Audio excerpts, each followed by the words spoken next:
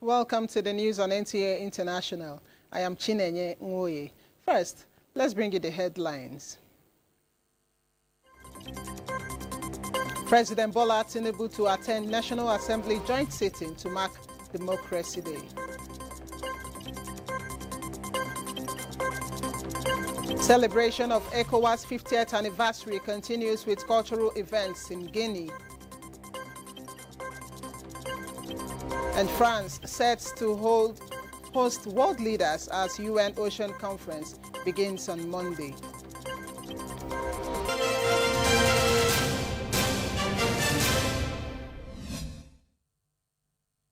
Many thanks for joining us. The federal government says various sectors are receiving more purposeful attention with improved funding to advance the developments planned by the Renewed Hope administration. Budget and Economic Planning Minister Atiku Bagudu, who was part of those who have been visiting the president, fielded questions from State House correspondents.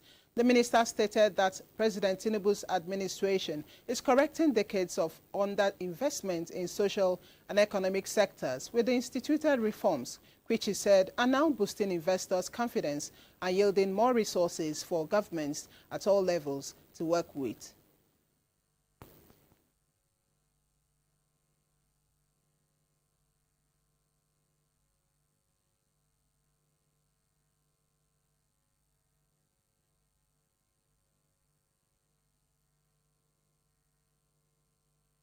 Federal government has launched the Naseni Asset Restoration Program as part of ongoing efforts by the President Tinubu administration to restore and revive the nation's industrial and agricultural capacity.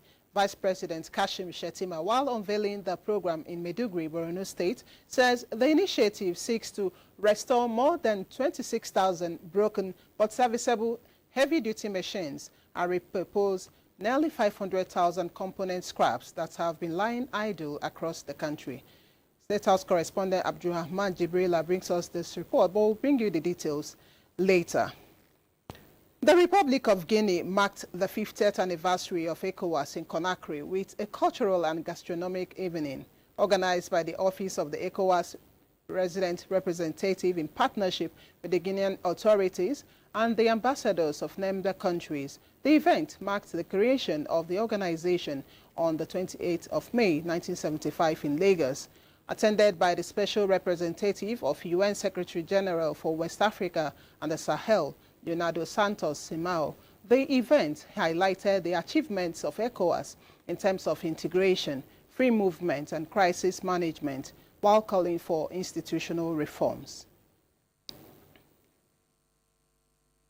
Integrating trade opportunities along the West African bloc is the focus of the upcoming West African Economic Summit. Minister of Foreign Affairs Yusuf Tuga expressed optimism that it is a platform that behoves Nigeria to adopt the potentials of cryptocurrency, leveraging blockchain technology in line with global standards. Amaka Owo reports that this was mentioned during a roundtable discussion with private sector leaders in Lagos. The reenactment of the ECOWAS Treaty has given birth to the West African Economic Summit, which is considered a progressive economic pathway in trade coordination among West African countries. Minister of Foreign Affairs Yusuf Tuga highlights the indispensable role of private sector participation in increasing intra-African trade within the West African bloc, which constitutes about 15% of the total volume of trade within the continent. WISE is a strategic legacy initiative by the President, supported by his colleagues across West Africa, aimed at shifting the paradigm from dependency to productivity and from fragmented markets to integrated value chains. The idea is to use our size to generate efficient productivity in order to outcompete others in the global market.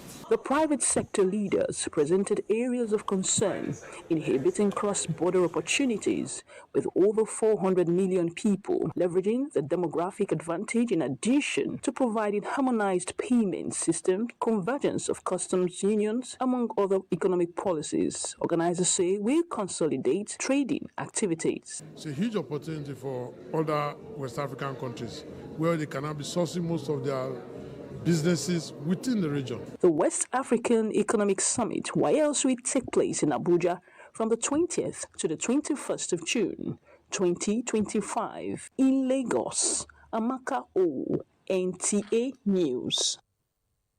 France is set to host world leaders this week to confront what the United Nations calls a global emergency in the oceans. Chukwunonso Nwabueze reports that there is pressure on the UN Ocean Conference starting Monday in Nice to show that countries can unite and deliver more than just talk for the world's ailing and neglected seas. As the 2025 United Nations Ocean Conference gets underway in the French city of Nice, several countries are expected to announce the creation of new marine conservation zones within their national waters. Though how protected they really are will come under scrutiny. Some countries impose next to no rules on what is forbidden or permitted in marine zones. This means just 3% of oceans are considered truly safe from exploitation, far short of a global target to place 30% under conservation by 2030.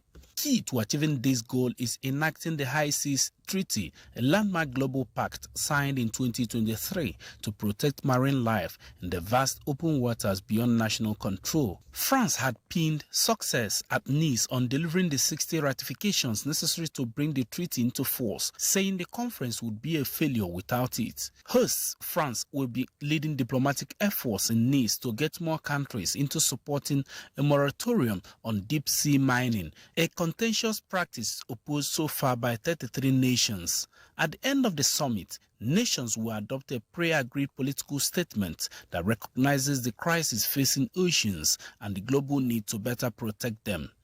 Nigeria's delegation to the conference is led by the Minister of Marine and Blue Economy, Adegboyega Oyetola, and they are expected to engage in high-level dialogues, expert panels, and bilateral meetings aimed at strengthening international cooperation and attracting investments in sustainable marine infrastructure, ocean science, and coastal resilience. The minister is also expected to showcase Nigeria's recent reforms in marine protection, port modernization, and artisanal fisheries development under President Tinubu's Renewed Hope agenda. The conference has as theme accelerating action and mobilizing all actors to conserve and sustainably use the ocean. Chukwunonso Nwabueze, NTA News. U.S. President Donald Trump has ordered National Guard troops to Los Angeles following days of violent protests against immigration enforcement raids. And Colombian President Gustavo Petro promises investigations into attack of prominent right-wing presidential candidate Miguel Uribe, who was shot during a campaign event. Again, Chukwunonso Nwabueze reports. President Trump took federal control of California state military to push soldiers into the country's second biggest city, a decision deemed purposefully inflammatory by California Governor Gavin Newsom, and of a kind not seen for decades, according to U.S. media. The development came after 2 days of confrontations during which federal agents fired flashbang grenades and tear gas toward angry crowds at the arrest of dozens of migrants in a city with a large Latino population. Saturday's standoff took place in the suburb of Paramount, where demonstrators converged on a reported federal facility that the local mayor said was being used as a staging post by agents. Masked and armed immigration agents carried out high-profile workplace raids in separate parts of Los Angeles on Friday, attracting angry crowds and setting off hours-long standoffs. The Department for Homeland Security said ICE operations in Los Angeles last week had resulted in the arrest of 118 foreigners, including 5 gang members. In other news, Colombian president has vowed actions after prominent politician and right-wing presidential candidate Miguel Uribe was shot during a campaign event. Transparencia del Estado en su competencia para investigar. President Gustavo Petro, during a Security Council meeting in Bogota on Sunday, promised investigations, stating that no resource will be spared in finding perpetrators. The shooting was similarly condemned across the political spectrum and from overseas, with U.S. Secretary of State Marco Rubio calling it a direct threat to democracy. Family members and supporters of the presidential candidate prayed for his health at the Santa Fe Foundation Hospital. The 39-year-old senator was speaking to supporters in Bogota when a gunman shot him twice in the head and once in the knee before being detained. The city's mayor announced on Sunday that Urebi has successfully undergone initial surgery. Members of his Central Democratic Party called for prayers for his life, support for his family, and to always express themselves against all acts of violence. A security guard managed to detain the suspected attacker, a minor who is believed to be 15 years old. Urebi, a strong critic of Petro, announced last October his intention to run in the 2026 presidential election. Authorities say there was no specific threat made against the politician before the incident. Chukwunonsonwa Bweze, NTA News. The Director General of the African Union of Broadcasting, AUB, Mr. Gregory Njaka, is calling for a paradigm shift in how the media is engaged in disaster risk reduction, urging global stakeholders to recognize media professionals not merely as storytellers of disaster aftermaths, but as first responders and essential actors in early warning systems. Mina Daniels reports. Speaking during a high-level session on the critical role of media in strengthening alerts and enhancing disaster preparedness at the 2025 Global Platform for Disaster Risk Reduction in Geneva, Switzerland, Mr. Njaka stressed that media must be fully integrated into the architecture of disaster preparedness, response, and resilience planning. That's why we put on a strategy which is based mainly on the training of journalists, because we believe that the most important thing to do is before the disaster. And the journalists are there to help people to know that there is something which will happen soon. Adding a sharp continental perspective, Onegie Fanface, head of the English desk at the AUB, emphasized the unique position of the media in Africa to build trust, deliver timely access to local communities, promote culturally relevant messaging, and forge sustainable partnerships with the meteorological agencies and emergency responders. Governments and institutions must treat media as strategic DRR partners, and this can be done by including journalists in national DRR planning, simulations, and funding frameworks. 2, let us please move from the point we are, which is informing after impact, to the point we ought to be, which is engaging before danger. Other panelists spotted the untapped potential in bridging journalism with science, underscoring how collaborative storytelling can transform complex technical warnings into clear, actionable messages that save lives. That media is a common denominator of society. Our stories cover everything. That's why we are also encouraging co-productions that are telling stories. The message from Geneva is clear. The media is not on the sidelines. It is on the front lines. And in Africa, where resilience is as much as about knowledge as infrastructure, the microphone is a life-saving tool. From Geneva, Switzerland, Mina Daniels, NTA News. In line with the state government's commitment towards modernizing public transport infrastructure, the Lagos State Governor Babajide Sanwo-Olu has unveiled 3 new train sets for the Blue Line Rail at the Igamu train stations in Lagos. Joyken Ababoya reports. The 3 new train sets with 4 coaches each are expected to significantly ease commuter pressure by increasing capacity and shortening travel and waiting times. Governor Babajide Sanwo-Olu emphasized that the delivery was made possible through collaboration and strong federal support, particularly from President Bola Tinubu under the Renewed Hope agenda. Whilst we have seen the effect of subsidy removal, whilst they've explained to us that we're going to see alternative around CNGs that would be running on buses, that you see CNGs on cars, you see electric vehicles coming up as alternative to removal of subsidy. Mr. President also deemed it fit, and we're extremely very grateful. We've expressed it before, to have supported us financially extensively and the procurement of this additional rolling stock. The governor assured residents that the extension of the Blue Line to the Okokomaiko area of Lagos remains on track, noting that the long-term vision is to build a truly multimodal transport system that integrates rail, road, and waterways. Our operations will be more efficient, and our total expense cost will be shared better. And because it's also more reliable, you will see that passengers can come more frequently once they know that every 5 minutes or 10 minutes or 15 minutes, there's a train that is running. So if you miss one, before you say Jack Robinson, another one has arrived. So it will make people believe and be able to be patient. If you know that there's a train coming in the next 10 minutes, please don't rush. Please don't push on the door. Please don't try and squeeze yourself in. We don't want you to get hurt. We don't want you to delay the service, and we don't want you to damage infrastructure. Governor Sanwo-Olu also disclosed that more train coaches for the Red Line Rail are expected before the end of the year. The Lagos Blue Line Rail commenced passenger operation in September 2023. In Lagos, Joy Ken Abapoya, NTA News. You're watching the news on NTA International. We'll take a break here. There'll be more reports. Many thanks for staying on. The federal government has launched investigation into the viral video depicting scenes at the emergency unit of the Federal Medical Center, FMC, Abuja, and assures to make the outcome of the investigation public. The viral video shows where medical personnel appeared indifferent and cited inadequate manpower and medical supplies for delayed attention. But a statement issued by the hospital management, preliminary investigations revealed that the emergency department had adequate supply of medical consumables, including latex gloves, contrary to the claims.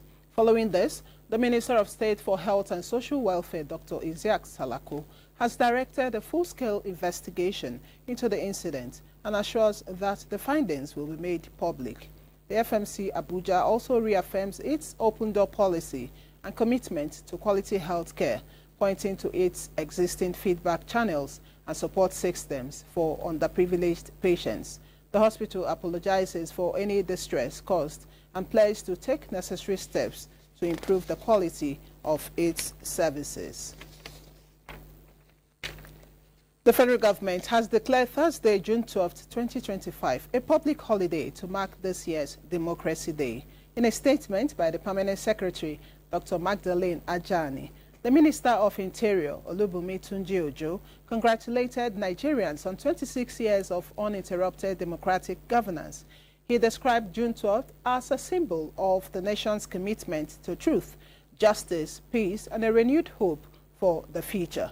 The minister reaffirmed President Bola Ahmed Tinubu's administration's dedication to democratic ideals driven by the will of the people. As part of activities marking the June 12, 2025 Democracy Day, the National Assembly will host President Bola Ahmed Tinubu at a joint sitting this week, Thursday.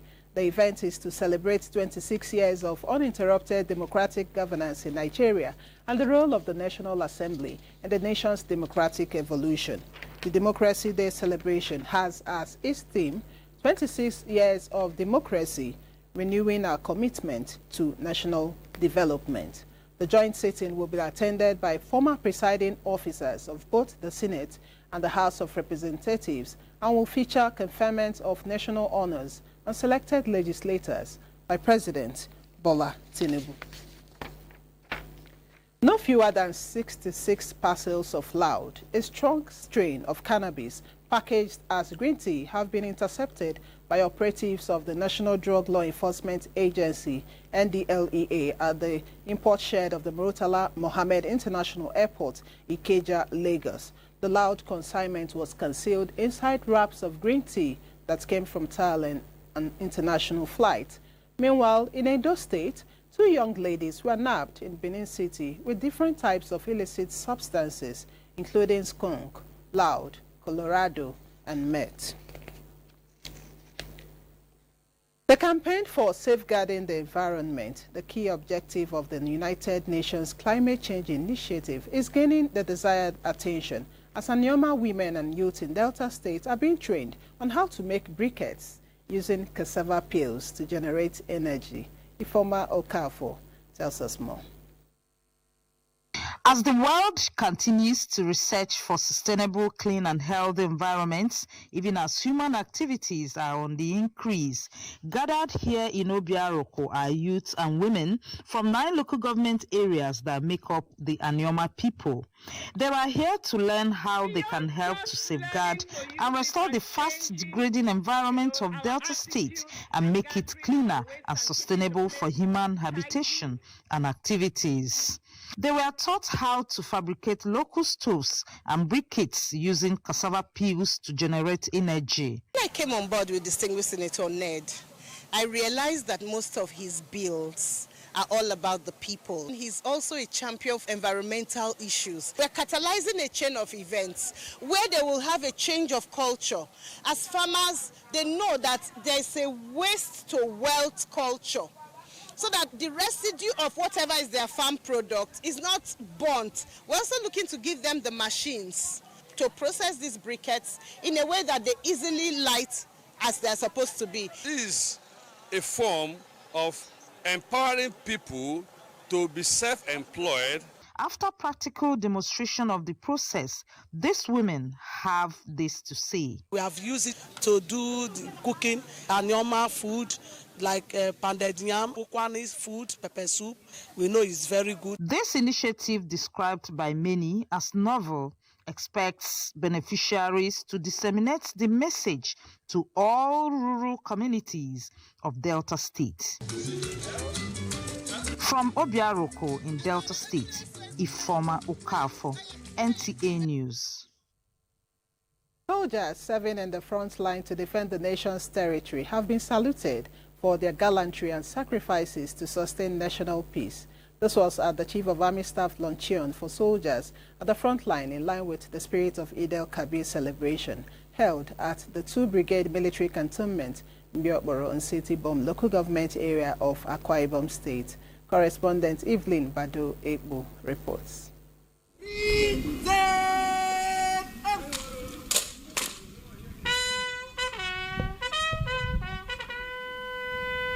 These are soldiers who have shown dedication to serve the nation through peacekeeping. Some of them, despite wounded, have taken pride in the role of securing the peace of Nigeria. This luncheon is the Chief of Army Staff way of saying thank you to the troops as he hosts them to lunch, appreciating every of their efforts in defending the nation. Represented by the Chief of Civil Military Affairs, Nigerian Army, Major General Gold Chubisi cherishes the victorious sacrifices of these soldiers for Nigeria's peace. Our brave and dedicated troops have demonstrated unalloyed loyalty, uncommon courage, and faith, resulting in significant victories in the face of grave danger. Many carry the marks of courage and bravery through battle scares and deformities. The General Officer commanding 6th Division Nigerian Army, Major General Eric Emeka, and the special guest of honor praised their selflessness and commitment to upholding their constitutional duties. The importance of this initiative cannot be overemphasized, especially this period that the Nigerian Army continues to face evolving contemporary security challenges, where it has become imperative for troops to be high spirit for the achievement of operational goals. This state. This feat has greatly contributed to the relative peace that the citizens and residents of Akwa Ibom State enjoy. The soldiers were entertained with sumptuous feasts as part of the Eid el-Kabir celebration in appreciation of their hard work. Evelyn Badu Ekbo, NTA News. And this is where we end the news on NTA International. We thank you so much for being a part of it. I am Chinenye Boy.